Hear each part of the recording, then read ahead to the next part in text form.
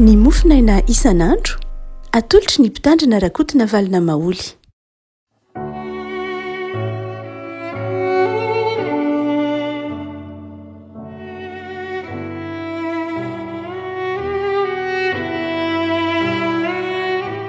Ampifaliana no era-banantsika ary avako malalina tratra ity alatsinainy fa 17 ny volana aogositra ity. Ny mofinaina izay voalahatra ao antsika dia ny taratasy faharoa nosoratan'i Paoly ho an'ny fiangonana tany Korinto. Korintianina voalohany toko voalohany, Korintianina faharoa toko voalohany, Korintianina faharoa toko voalohany, andininy fa 17 ka hatramin'ny andininy fa 4. Korintianina faharoa toko voalohany, andininy fa 17 ka hatramin'ny fa 4. Vakintsika amin'ny anaran'i Jesosy. Koa raha ankasa izany moa nanaoko totova ary izay zavatra kasaiko moa kasaiko araka ny nofo fa mba anaovako eny foana sy tsy foana, fa raha mahatoky koa Andriamanitra ny teninay taminareo dia tsy eny sy tsy, fa ny zanak'Andriamanitra dia Jesosy Kristy izay notoriana teo aminareo, dia izaho sy Silasy ary Timoty dia tsy eny sy tsy, fa ao aminy dia eny ihany. Fa nafiry ny teny fikasan'Andriamanitra dia ao aminy ny eny, ary amin'ny alalany koa ny amenina, voninahitr'Andriamanitra amin'ny ataonay. Fa izay mampitoetra anay mba aminareo ao amin'ny Kristy sady nanositra antsika dia Andriamanitra, izay nanisy tombo-kase antsika koa ka nanome ny fanahy ho santatra atopontsika.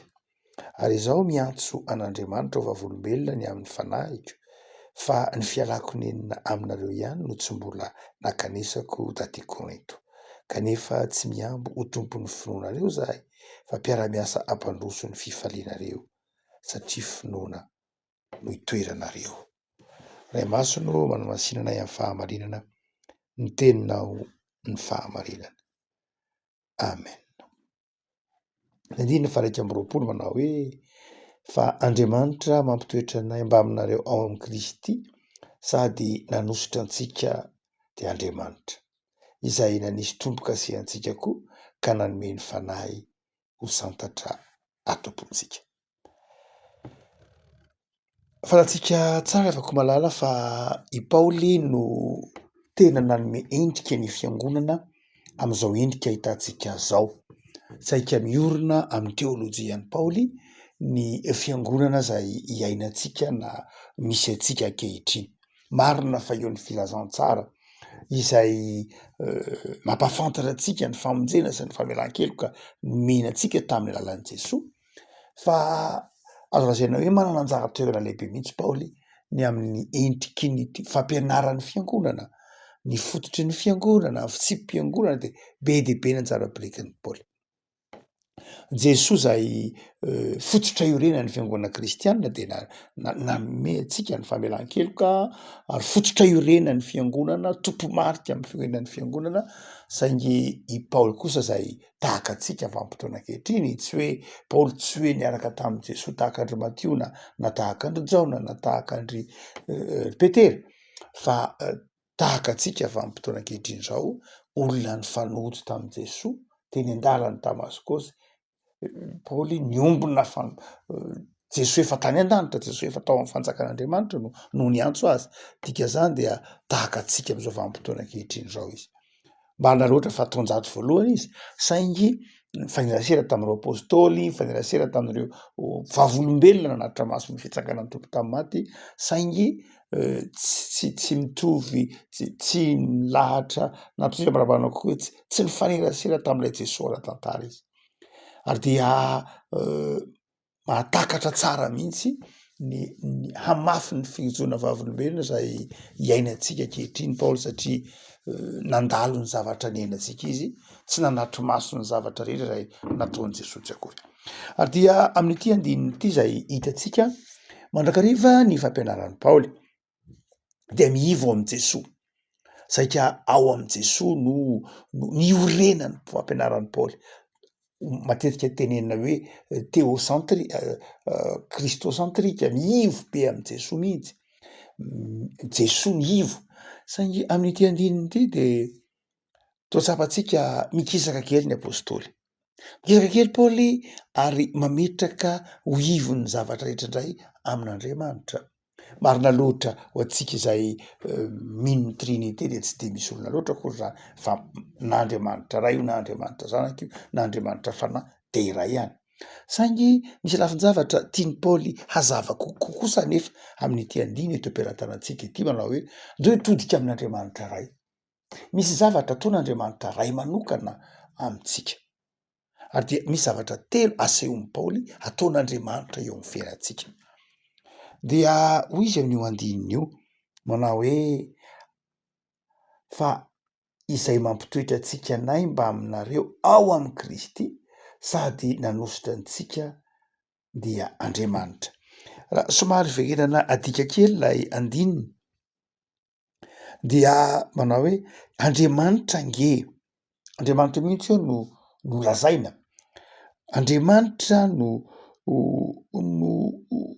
mampitoetra antsika. Andriamanitra no mamafy orina ny firaisantsika na ny firaisanay amin'Andriamanitra na ny firaisanay amin'i Jesoa na ny firaisanareo amin'i Jesoa Kristy dia samy Andriamanitra ny mahatonga an'izany.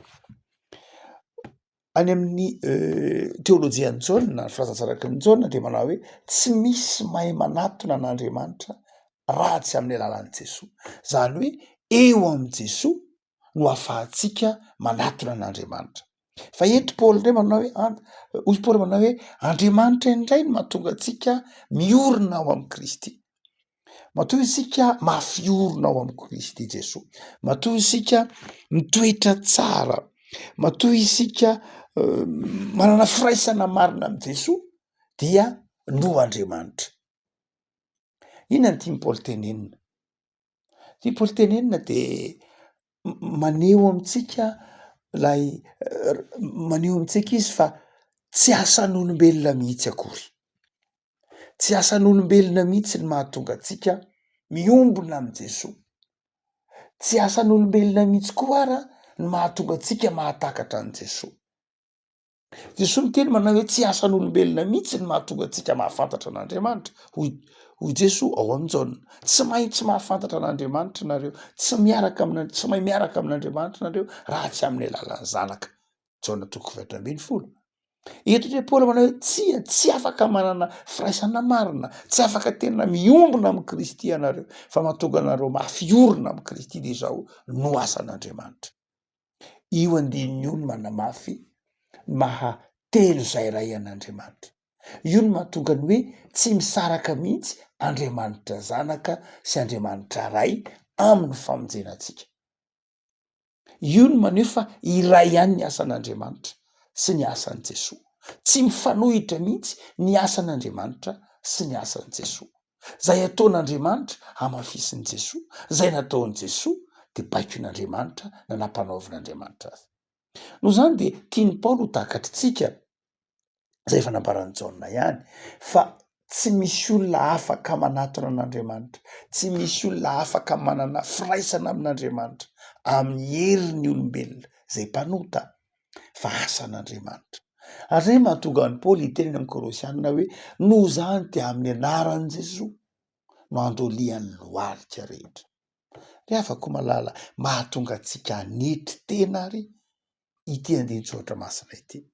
Mahatonga antsika hanetry tena tsy hirehare amin'izay mety ho fahamasinantsika, amin'izay mety ho fahatsarantsika, amin'izay mety ho finoantsika, fa zany rehetra zany dia Andriamanitra ny mahamafiorina. Raha mafiorina amin'ny maha-kristianina antsika isika, raha ohatra ka mitoetra tsara isika maha-kristianina antsika, mahavita izay zavatra sain'Andriamanitra ataontsika, faly amin'izany fanompona ataontsika izany, mahita vokatra amin'izany fanompona ataontsika izany, mahita fifaliana amin'izany fanompona ataontsika izany dia izao no Andriamanitra, asan'Andriamanitra. Zany hoe io no mahatonga an'ilay hoe Andriamanitra dia miasa alohan'izay mety ho ataontsika. Andriamanitra mialoha lalana antsika amin'izay asa nampanaovina antsika. Ary dia mahatonga antsika tsy hoe manana fanetretena ihany eto Paoly, fa mahatonga antsika koa atoky an'Andriamanitra. Kambe mety mieritreritsika manao hoe misy mpanompon'Andriamanitra ve tsy hatoky an'Andriamanitra? Misy mpanompon'Andriamanitra ve hiala ho lalàn'Andriamanitra? Eny tokoa. Betsaka ny mpanompon'Andriamanitra mihevitra, diso hevitra fa everiny fa izy ny manao ny asa. Ary rehefa everitsika fa isika ny manao ny asa, de io no mahatonga antsika mirehare.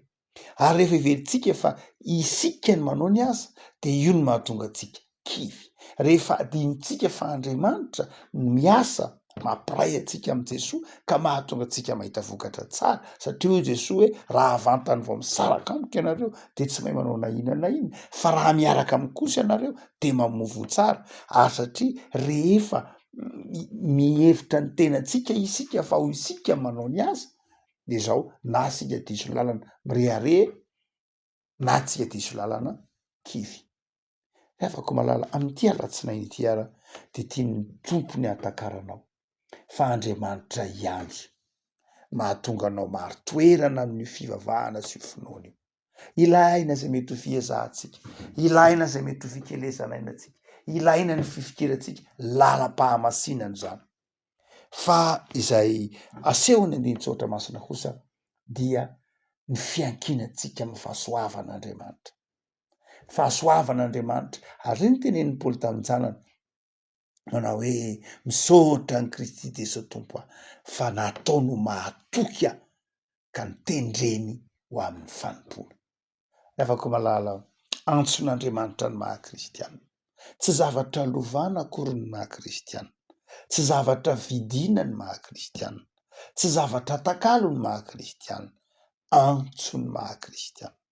Ary tsy vitany hoe antso, fa mbola Andriamanitra koa miazona antsika amin'io antso maha-kristianina io ka mahatonga antsika ho mahatoky. Toe-tsaina ary manana fanetretena amin'ny asa fanimpona, manana fanetretena am'izay omen'Andriamanitra anao, fa zay manetry tena no asandratra. Afaka miteny tahaka ny Jaona mpanao batisa ianao manao hoe za tsy maintsy mihena, fa Jesosy kosa na Andriamanitra tsy maintsy mitombo, satria fantatsika fa zay eo amitsika na fahaizany io, na fahalalany io, na zavatra hita maso de zao nomen'Andriamanitra atsika mba hamafiorina atsika amin'ny finoana. Fa faharoa zay asehon'ny Paoly ho zavatra ataon'Andriamanitra amintsika koa eto amin'ity andininy ity, dia ho ihany koa izy manao hoe fa Andriamanitra no nifidy anay ho am'izao asa izao, na Andriamanitra no nanositra anay ho am'izao asa izao, na Andriamanitra no nanokana anay am'izao asa izao. Andriamanitra tsy hoe mitahiry antsika ihany, miantso antsika ihany, fa Andriamanitra manamasina antsika, miantso antsika sy manokana antsika. Indrindray mantsy rehefa tonga ny ataontsika hoe fifidianany reny, rehefa misy reny ataontsika hoe fiatrehany fiangonana fanavaozana na fiavaozana reny, de indraindray adintsika fa tsy olombelona akory no nifidy antsika, fa Andriamanitra. Fitaovana ihany ny olombelona, tsy hoe tsy ilaina akory ny fifidianan'olombelona mazava ho azy. Tsy misy hoe tanana ngeza be avy any an-danitra nifidy antsika na nisintona antsika tao, fa amin'ny alalan'ny olombelona, amin'ny alalan'ilay communauté, amin'ny alalan'ilay fiombonana, amin'ny alalan'ilay fiangonana ny fidianan'Andriamanitra antsika. Ary izay tsy fanadinoantsika ny Andriamanitra nifidy antsika izay no mbola mahatonga antsika koa tsy vitany hoe manana fanetretena ihany, fa manam-paharetana amin'ny asa. Rehefa tsapanao fa Andriamanitra no nifidy anao, na ny marimarina kokoa, rehefa resy lahatra ianao, inonao fa Andriamanitra no nifidy anao, ao anatinao ny fanetretena, mazava ho azy, ao anatinao ny fahatokiny, mazava ho azy, fa mihoatra noho zany ao anatinao ny faharetana. Indrindray everitsika fa olombelona, raha vao adinitsika fa Andriamanitra nifidy antsika fa ka everitsika fa ny olombelona no nifidy antsika, tsy diso akory le olombelona nifidy fa fiasana ihany, fa raha ohatra ka adinitsika ny fifidianan'Andriamanitra fa ny fifidianan'olombelona no omentsika toerana, de zao manjary tsy vitany hoe kivy isika, fa manjary manao zay hahafaly ny olombelona fa tsy manao zay hahafaly an'Andriamanitra. Ary io efa nahitsy Paoly manao hoe tandremo tsara fa mpanompon'Andriamanitra tsy natao zay hanao zay hahafaly olona loatra fa hanao zay hahafaly an'Andriamanitra. Ny olombelona mantsy mety miova ary ny olona mety hitery manao hoe raha tsy zahangahy ianao lany, raha tsy zahangahy ianao tonga tamin'ny toerana ohatr'izao, raha tsy zahangahy ianao. De zay mahatonga amin'ny Paoly mametraka ao anatin'ny Korintianina manao hoe Andriamanitra nge no nifidy anay. Mba hahatonga ny kristianina tsy hitaky na inona amin'ny Paoly, fa hahatonga ny kristianina hianatra amin'ny Paoly manao hoe ny maha-kristianina, ny mahatompona andraikitra antsika eo anivon'ny asa fanompoana zay nomeny tompo antsika de zao Andriamanitra. Amin'Andriamanitra aloha isika melono zavatra rehetra no tompona andraikitra. Tsy hoe maivana akory ny amin'ny olombelona sanatry de sanatry, fa ny heverantsika fa ny olombelona no mifidy antsika ka mahatonga antsika dekona na tompona andraikitra ao amin'ny sampana na tahaka izany dia manjary manamaivana lay antson'Andriamanitra. Zava-dehibe ny fifidian'ny fahatsapantsika ny mahatompona andraikitrika eo anatrehan'ny olona ka andehanantsika amin'ny fanendretena sy ny fitiavana fa izao tsy maintsy ataontsika izay hahafaly lay tompony fiantsoana dia Andriamanitra. Fahatra faharoa zay asehon'ny Paoly eto ho tsika hoe asehon'ny Paoly fa asehony eto soratra masina ity mihitsy fa Andriamanitra ny mihazo antsika, Andriamanitra ny mitahiry antsika mahatonga antsika kristianina mitoetra tsara. Fa izao Andriamanitra koa ny antso anao, izy koa ny tompon'ny fiantsonao ary izy ny mbola hanadina anao amin'izay rehetra niantsonanao. Fa ny fahatery farany zay hitantsika amin'ity andiny mbola omeny Paoly ity, andiny faha 1 sy ny faha 2 de izy manao hoe mbola Andriamanitra koa no nametraka ny fanahiny ato amintsika. Mbola Andriamanitra nametraka ny fanahiny ato amintsika. Kanefa andiny faha 2 izay nanisy tomboka sy antsika ka nanome ny fanahy ho santatra ato ampontsika. Faha 2 de izao mbola Andriamanitra koa no nanome antsika ny fanahy masina. Ny dikevitra tany amin'ny taonjato ataontsika hoe tany amin'ny taonjato faha-4 momba n'lay ataontsika hoe fanekempinoana Nikeana, momba ny resaka filioke tsaroantsika tsara ao amin'io fanekempinoana Nikeana io zay nedikevitra na anjato taonany maro lay teny hoe filioke, le hoe ny fanahy masina dia hitsahona sy ankalazana miaraka amin'ny ray sy ny zanaka na hoe nivoaka avy tamin'ny ray sy ny zanaka. De le hoe filioke dia tsy nekeny ny fiangonana orthodoxe na ny fiangonana tany antsinanana hoe ny fanahy masina de tsy nivoaka tamin'ny zanaka tsy akory fa nivoaka tamin'Andriamanitra ray ihany. Ny kristianina taty Eropa kosa ny fiangonana taty Eropa taty andrefana zany, isika io zany dia nanao hoe ny fanahy masina de nivoaka avy tamin'ny ray sy ny zanaka. Mety hitenitsika hoe tsotra kely ake zany ve de hiteraka ady hevitra na fa fanahy masina moa tsy nivoaka tamin'ny ray sy ny zanaka amintsika de zay ny fijery. Fa ny fiangonana orthodoxe de tsia fanahy masina de nivoaka avy tamin'Andriamanitra ihany. Tsy de mora loatra koa raha ohatra ka azavaina amin'ny lafin'ny teolojika satria tena misy fahasamihafany mihitsy ireo amin'ny lafin'ny teolojika. Fa zao eto Paoly de manazava fa ny fanahy masina de avy amin'ny ray.